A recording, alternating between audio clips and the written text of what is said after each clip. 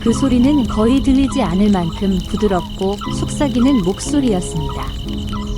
나도 모르게 무슨 말인지 들으려고 집중했지만 아무 말도 들을 수 없었습니다.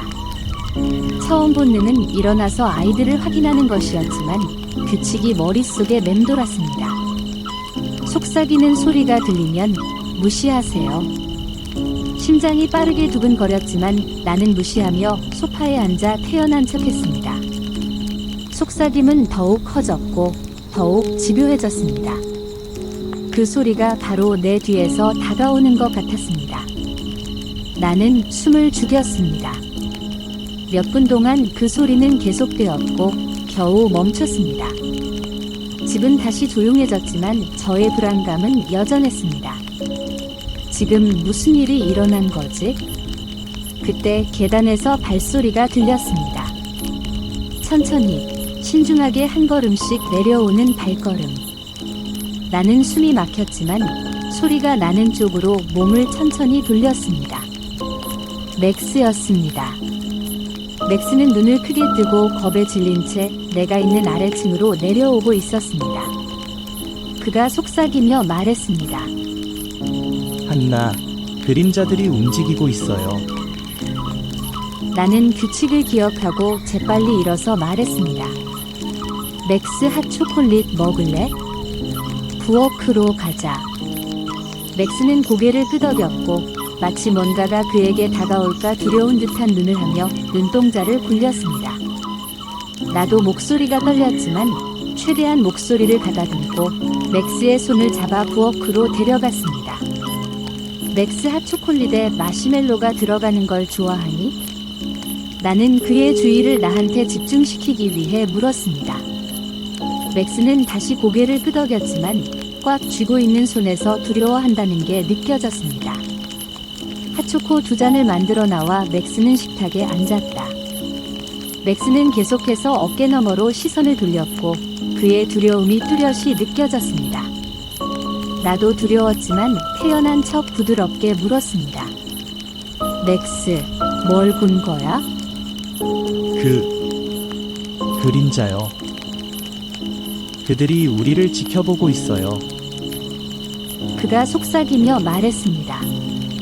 척추를 통해 전율이 흘렀지만 맥스를 안심시켰습니다. 괜찮아. 내가 있으니까. 안전해. 하지만 그는 여전히 무서운 눈빛으로 고개를 저으며 말했습니다. 그들은 어디에나 있고 우리를 데려가고 싶어 해요. 나는 무슨 말을 해야 할지 몰랐다. 나는 그를 안심시키려고 노력했지만 맥스의 두려움은 점점 커져만 갔다. 나는 맥스가 빨리 잠드는 게 낫다고 생각되어 맥스와 함께 2층 방으로 올라갔습니다. 계단을 올라갈 때 누군가 우리를 지켜보고 있다는 느낌을 지울 수 없었습니다. 나는 맥스를 다시 침대에 눕히고 그가 잠이 들 때까지 함께 있었습니다. 잠시 후 방을 나가려고 몸을 돌렸을 때 복도에서 움직이는 무언가를 느꼈습니다. 심장이 요동을 쳤지만 용기를 내어 다시 확인했습니다. 다행히 아무것도 보이지 않았습니다. 거실로 내려온 나는 떨리는 가슴을 부여잡고 진정시켰지만 쉽사리 마음이 진정되지 않았어요. 이런 걸 원하는 게 아니었는데 방금 일어났던 일들이 진짜라고 믿고 싶지 않았습니다. 11시 30분쯤에 전화가 2번 연속해서 다시 울렸고 나는 떨리는 손으로 수화기를 들고 대답했습니다. 여보세요? 한나, 톰슨 부인이에요. 괜찮으세요? 잘 모르겠어요.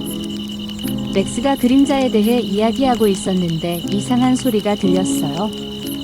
더 말을 이어가려고 하는데 그냥 규칙을 따르세요. 한나, 톰슨 부인은 단호하게 말했습니다. 우리는 곧 집에 도착할 것입니다. 톰슨 부인은 단호하게 말했습니다. 내가 다른 말을 하기도 전에 그녀는 전화를 끊어버렸습니다. 나는 전화기를 내려놓았고 손은 계속 떨렸습니다. 이 집에서 도대체 무슨 일이 벌어지고 있는 거지? 생각하는 순간 지하실에서 갑자기 들려오는 소음에 나는 또다시 깜짝 놀라고 말았습니다. 마치 누군가가 문을 두드리는 소리처럼 들렸습니다. 지하실에 관한 규칙이 내 머릿속을 스쳐 지나갔습니다. 어떤 경우에도 지하실에 들어가서는 안 됩니다. 저는 그 소리를 무시하려 했지만 계속해서 끈질기게 들렸습니다. 나는 용기를 내어 크게 심호흡을 했습니다. 무엇을 해야 할지 고민하고 있을 때 그 노크 소리는 점점 더 커졌고 강도는 더욱 더 거세졌습니다. 규칙대로 지하실로 가면 안 되는데 나도 모르게 지하실 문 앞쪽에 와 있었습니다.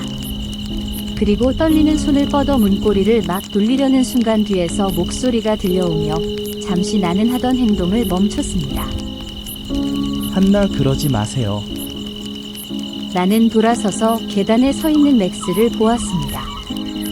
그의 눈은 두려움으로 가득했습니다.